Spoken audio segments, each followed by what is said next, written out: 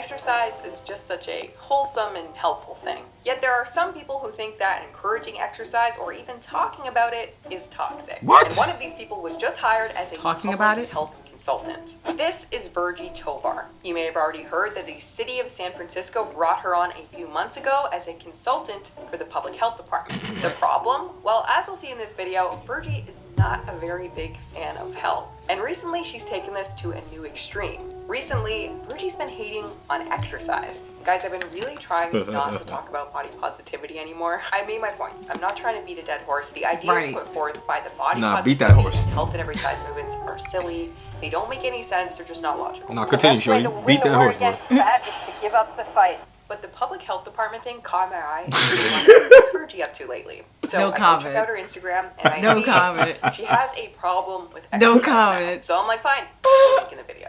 So I guess today we're catching up with Virgie's fresh takes on exercise, health, and weight loss. And childhood obesity. Virgie that poor dog is obese. On Dr. Phil, and that's she need to help the dog.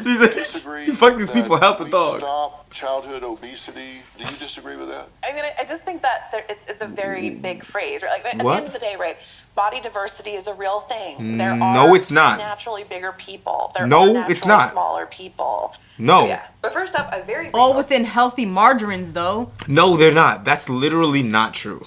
In the sense, like... No, it's not. When you die, your skeleton is the same as the other people's skeletons. That's the same height as you. Yes. Like... That's what I was about to say. Like, different height, different anatomy, like... Yeah. It can vary, but... Of course it can vary, but the way that she's talking about it varying, it does not vary that much. No. It does not vary, bro. It does not vary to a place where you could be 5'4" and 350 pounds like you are. Yeah. It doesn't vary like that. No. Boy, you would have got killed by the coyotes back in the day, bro. When we was out in the wilderness, but you would have never made it far to procreate nowhere with nothing. What are you talking about? I just don't understand how you can sit here and keep saying that it's unhealthy to work out and everything like that, meanwhile damaging your body, like your body's going through all these ailments. They don't believe in that. And it's just they don't believe in that. They're going with fucking pseudoscience. Like, that's what we're doing. That's the vibe that I'm getting from the large lady that we're discussing here. That she's going with pseudoscience. Because when you say there are naturally bigger people, that's fucking nonsense. So when her cartilage bust out like a car tire, she'll just say, I'm a naturally bigger person. That's what happens to naturally bigger people. Not the 17 cheeseburgers she's eaten a day for fucking 30 years and that's why she's that big. Like, no. Nothing like how do other people manage to stay a certain size, but you can't do it? Or how do people manage to go from being big to being small? How do you go from I'm a naturally big person with all these ailments that your body are dealing with and you don't want to do better? Like, because she doesn't, they don't believe in it. You don't understand that? They don't believe that being skinny would make them not have these ailments. But the thing is, like, aside from the weight, the actual weight, feeling better, solving the problem of the pain. No, you keep making presumptions. What do you mean feel better? They don't say they feel better. They say they feel better the way they are. So I just don't understand. If you need knee surgery because you have no cartilage left. They're just a naturally bigger person. That's what happens to naturally bigger people. This is what happens when you get your hands on the crack rock too early. This is it. Overview of her new job. You may already know who Virgie is, you may not, but Virgie Tovar is a prominent, quote-unquote, fat activist who recently accepted a new job. The San Francisco Department of Health's new weight czar has gone viral for her proclamation that no one has to be healthy. What is your definition That's not true. of health? No one. Honestly, people, they would stone your ass in Europe. Because where they actually care about what they feed the citizens, right? They do? Yes. I didn't know that. Well, you can compare the... Oh, that. Okay, yes. You compare the ingredients of what's in McDonald's here to what's in McDonald's over there. Yes, yeah, you're right. So they would stone her over there. Yeah. Because what do you mean people don't have to be healthy? If the general populace is unhealthy, they will die sooner. They will be unable to work as much. That will reduce the gross GDP of the government. No, we're losing money as a society. We don't want people to be sick and not be able to work. We won't be able to go to work and make money. That too. Therefore, perpetuating a situation that will cause them to be sick more and work less or die earlier, bro, you're hurting the whole economy. So when So when people say, "Oh, they don't have to be healthy," you bitch, you work for the government. You do have to be healthy. Yes. Has to be healthy. No, right? She's been a voice in the room reminding officials about stigmas faced by overweight people while they are developing public health initiatives. Virgie has a lot of very extreme views about health and weight, so I was so surprised when I saw this hire. And he's for a me, corgi. I feel That's very, why. very Okay. strongly that I owe myself health, and I owe everyone that I love health. I think I have a duty to everyone in my life to try to be behaviorally healthy. Like, I can't help if I get a disease, but I can at least try to live in a way that doesn't cause everyone else around me anxiety. That's the way I think about it. And that doesn't mean you have to, like, run marathons, but I think that trying a bit is your moral duty to a degree. And I don't know if everyone has to agree with that philosophy, but to the degree where you don't overlap into my fucking airplane seat. That's the degree. The degree where your big fat ass isn't taking up the whole stairway and I gotta wait for you to shuffle down the stairs instead of being able to walk down that bitch like a normal person. Yeah. Or walk up it like a normal person because you're in the way. Yeah. Or have a fear of the cable snapping when we get into an elevator because you too big. Right. Let me tell you something. Once your fatness interferes with me, jeopardizes I got a problem. Yeah. I got a problem. You on the glass bridge with me, I'm seeing cracks. No, nigga. On a plane, and it's just too heavy. Hell yeah. You the 300 pounds over the weight limit.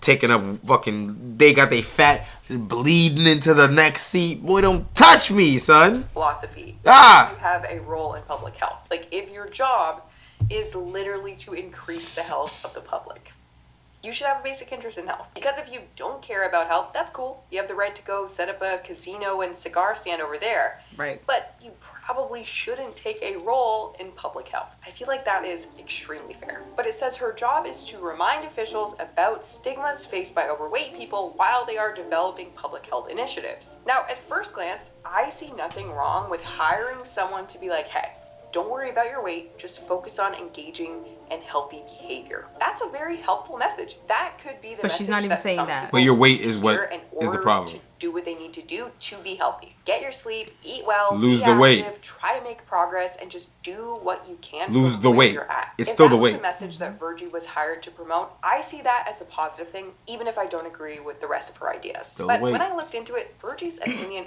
actually seems to be the opposite of that. And nowhere is that more clear than Yeah, that's what I said. She's not doing exactly that either. So let's go take a look at her Instagram. Let's start first with this Instagram post. Virgie recently conducted a weight bias training to a group of government workers. And this training included the following 4 tips. Ending weight/food bias at work. Helping to decrease stigma around food and bodies at work means doing less of these 4 things. Number 1, talk less or not at all about how you or others eat at work. Okay, this is all. So I can't talk about my food and how I want to eat. Coworkers, I think. Obviously, by this I can't talk about my food. Don't talk about your diet. Do not talk about keto, paleo, carnivore, veganism, calorie counting, protein consumption. I'll do what I want. Thank you. Or any other way that suggests go fuck yourself. Moderating what you consume. Which I do what I want. Major double standard because let's be real here. And I'm talking about me. You can't tell me. I'm talking about me. Mind your fucking business. If you are upset that I am talking about myself around you, I take good care of myself. You're fat. You don't take good care of yourself, and that offends you. That's the whole problem. That means you know instinctively that what you're doing is fucking wrong, and you're doing it to yourself. Don't try to limit me based on your fucking poor self-control. So you mean to tell me that you can't talk openly about what you want to eat, especially when most of the time people who do that in a work setting want to either get something to eat with other coworkers or whatever because they're all interested in possibly getting the same thing, pizza, whatever the case may be. They're going to turn that, she wants to turn that into harassment. Workplace harassment.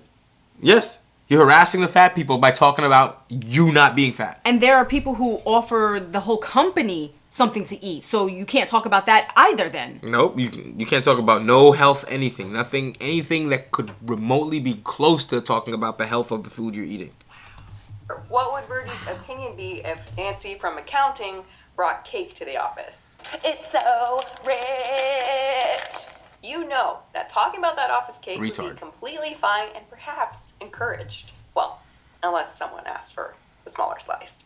CRFI. Inevitably, there's always someone at the party who has to declare publicly that their slice is too large. Yes. Like there's no way that I don't Virgie's want all talking that. about Yes. outlawing talking about food in general because she spends half of her Instagram talking about what she's eating. So obviously anyone would be allowed to talk about worshiping junk food at the office, but no one would be allowed to talk about trying to improve their blood sugar levels. Right, again, it's makes no sense. just a little bit backwards. It's a little bit over the top. You're telling me what I have to talk about, and I'm not going to do it. This was part of a presentation given to a government organization. Right. Okay, next tip. Number 2, talk less or not at all about your or others' bodies at work. Okay, that's fine. Number 3, like, why are you talk talking less about your or bodies? not at all about exercise at work. No.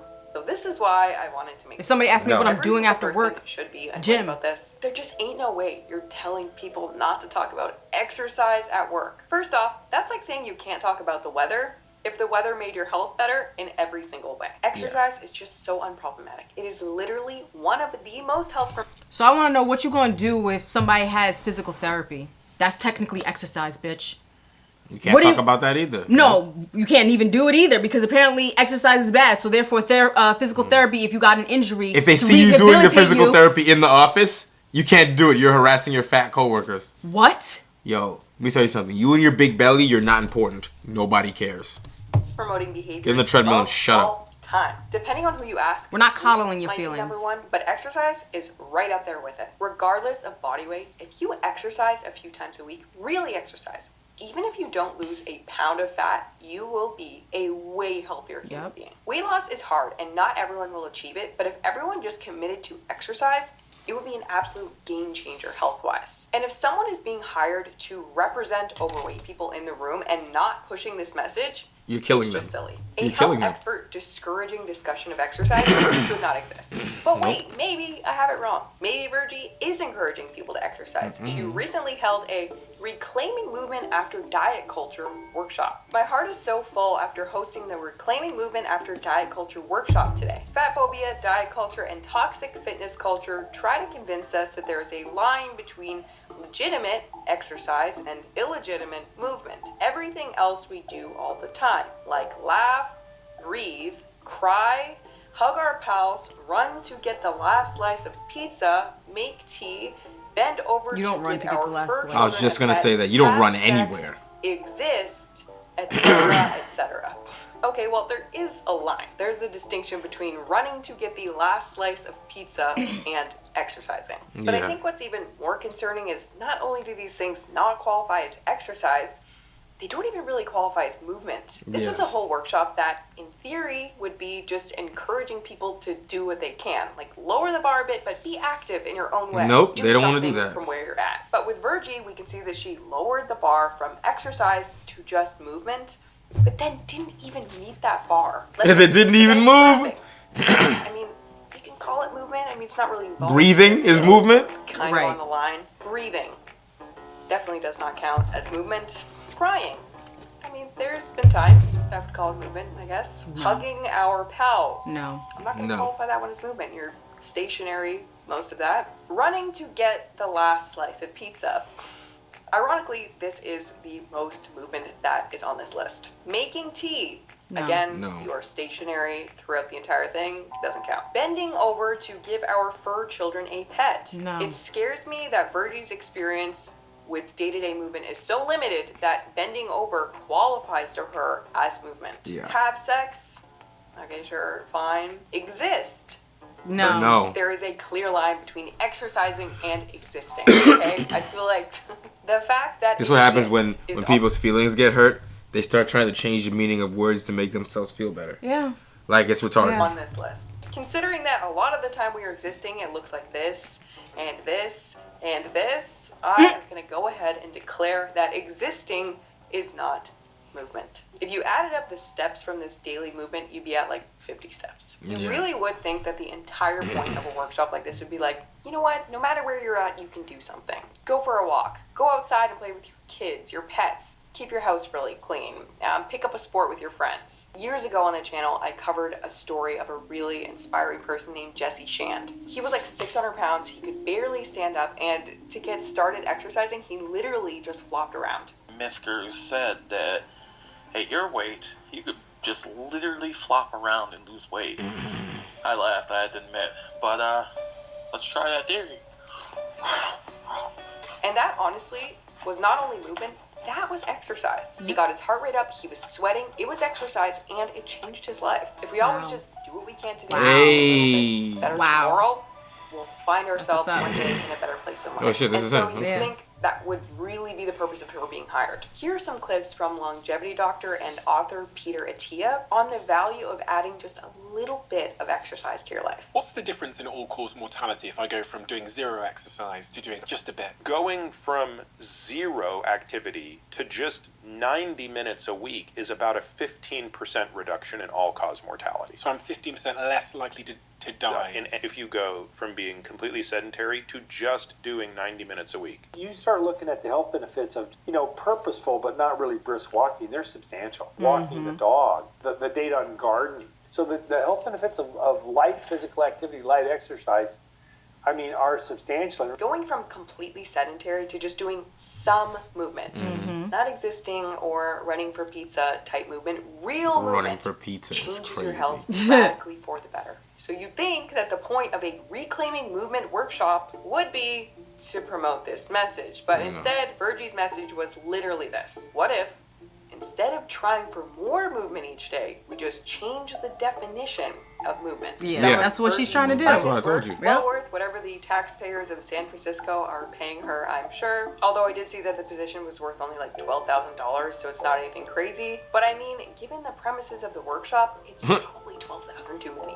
Virgie actually breaks it down further, and it honestly just gets worse. The premises of the workshop were: number one, we are all born movers. The universe is always moving, and so are we. No, you're not. She's literally saying that we're already moving because the planet is rotating. Right. That's what that says, right? That's not scientifically accurate, because even though it's moving, that's what that says. We can be stationary. In the context of you on it, you're not moving. People that exercise is unnecessary because the planet is rotating. This is why when you're in a car, the car is moving, but you're not moving. Right. I just don't. But it actually blows my mind. You are moving, but you also aren't moving. University has invited Virgie to speak. She's given multiple speeches at Berkeley, a well-respected American university. And it actually kind of messes with your head a bit. You're like, am I missing something here? Or is what this person's saying actually not making any sense? No, this is the new shit. Rendering of movement into productivity and outcome.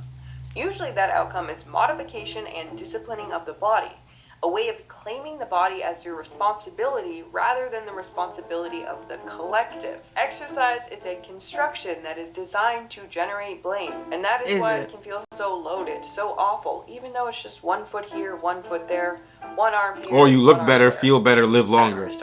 There's so much wrong with it. This is the perspective of someone who seriously couldn't possibly imagine exercising for any other reason than hating the way that your body looks. But Virgie, you have a heart and it is a muscle. You have a brain. I think thus far in society, exercise has had terrible PR. I think something we do a terrible job of in society. I think there's more people are actually starting to work out more. Right, than ever before. Exercise doesn't have terrible PR. It's just retards that don't want to exercise. Right. That's all it is. Right. Retards, like my husband said, who don't want to exercise, don't want to put forth the effort, time, or managing their time so they can do so. Right. They're just lazy. And have no discipline in regards of training yourself to eat properly, even though you don't want to, and then eating. And then training at all. Right. And training at all. And then you can splurge here and there on whatever you want. But that's the thing. They will neither eat properly, nor will they even bother to fucking walk 100 meters. Yeah. And then they will indignantly argue with you that that's not necessary. There's no need to do that. You doing that is you trying to do something to them. Like, it's so crazy. Right. Toxic workout culture is insane to me. What are you talking about? If you don't want to go to the gym, don't go. No one's forcing you. Right, but don't get upset when other people are talking about their health benefits and how positive that it's worked for them and so on and so forth, when you feel bad about yourself, because they're not talking to you directly or indirectly. They're talking about themselves. So you directly to yourself hate yourself within because of the fact that you're not willing to do the work. Right. And don't get on Al Gore's internet and fucking lie talking about it doesn't matter what you eat. Exercise isn't real. Right. You exercise by breathing. Shut the fuck up. You're just coddling yourself and others to think that it's okay, and it's not. Right, and you're driving people to go down the same shitty path that you went down, to where if there was a shooting, you can't run away. Stop it. Message that exercise is not just a weight loss. And we live in America. They shoot a lot over here. It's a life thing. We all need to the fuck? like it or not, every single day. You can't duck and run to save your life. That's crazy. Says we'll actually have to train in order to do the following basic activities when we're like 70 or 80. Go for a nature hike through a hilly area. Pick up a grandchild. Carry in your own groceries. Lift a suitcase into an overhead compartment on an airplane. I can't lie. That's work. Sex. Climb stairs without assistance. Yep. Isn't that insane? We won't be able to do any of that basic stuff if we don't train for it. In other words, at the time when most people get to retire, they will have zero quality of life if they don't train for it. And if you're very overweight or obese, which is Virgie's audience, you won't make it that long. Hired to represent, you're actually going to need to exercise even more to account for this. And I know a lot of people aren't motivated by who they'll be when they're older. But if you also just want to be your best self in general, like today, exercise is inseparable from this. They're literally all depressed. Every single person who says that, oh no, it's fine that I'm fat and I don't care and whatever, you're lying. You're lying to yourself. You're lying to yourself and trying to convince yourself that it's fine to be the way you are. And you know it's not. You hate yourself. Right. So don't try to pull the wool over my eyes to convince yourself. Right. I would use that hate for myself or despise of myself and the way I am to motivate me more. Be in the gym. Absolutely. Absolutely. Is like hating on vegetables. Oh yeah, that's right. Virgie and her friends did a whole skit hating on vegetables too. Die, Kale, die! You vegetables! Are you kidding? Die, veggie scum! No way. No way. No.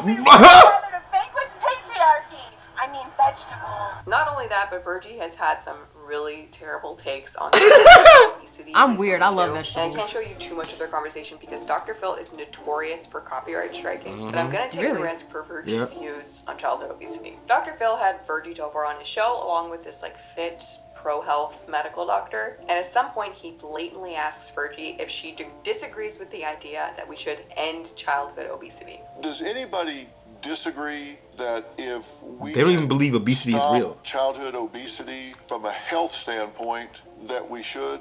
Does anybody disagree with that? Do you disagree with that? What do you think Virgie says to that? That she disagrees. Well, she basically just flat out refuses to answer the question, just kind of stutters. I just think that it's a very big phrase. Right? Like at the end of the day, right? Long-term dieting sets people up to gain weight over time. Nobody said anything about dieting. So Dr. Phil straight up asks her, if you could push a magic button and end childhood obesity, knowing all the health and life problems that it causes, would you do it? If you can push a button and keep a child from experiencing obesity, that's not what I asked you. Okay, we don't have it, but hypothetically, indulge. Put an end to childhood obesity because childhood obesity is the result of body diversity. Childhood obesity is natural. That seemed to me like a question that anybody would say yes to. If you could stop childhood cancer, would you say yes to that? Well, I think what's hard is we're using the word obesity when there's actually body diversity, right? Like there are people in this room who have children who are naturally in larger bodies. Ma'am, you naturally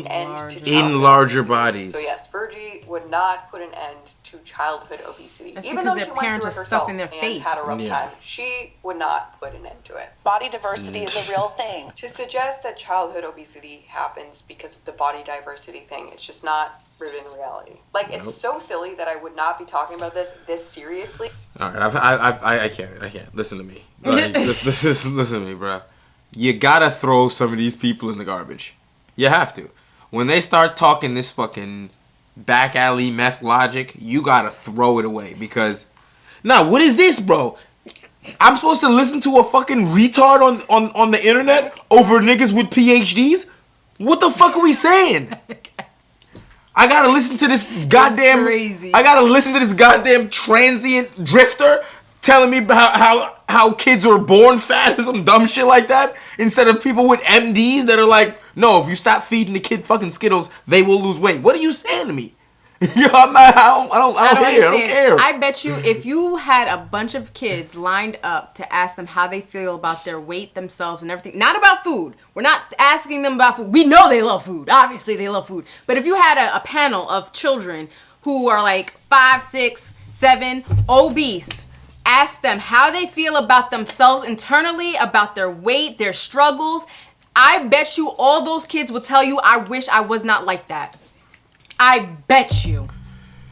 We need to bring back shame. Yeah. Shame. socially acceptable shame.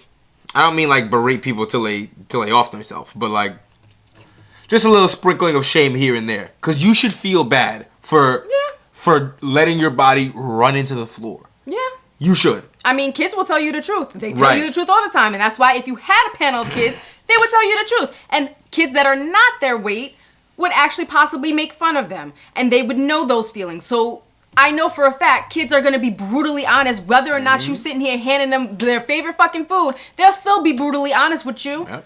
They're not in denial like adults are. A little bit more shame, and maybe childhood obesity goes down. Maybe regular obesity goes down, because the problem is that now it's socially unacceptable to not care about people's feelings, no matter what it is. So even if it's to their own health benefit, the fact that it makes them feel bad, you saying it is so horrible that they've literally created a fucking alternate universe where kids have body diversity. What the fuck is that? You made that up. You're just saying words. Neglect everything about yourself. Everything else that's supposed to be supporting you and everything else, but because you feel bad, neglect everything else. Miss me with the low IQ bullshit. When you with your high school education, you telling me you know more than the niggas, the doctors, who be saying that you need to lose weight or you're gonna die early, and 70, 80 years of fucking studies that prove that. I'm not listening to you. We gotta throw you, like I said, throw in the garbage. Trash.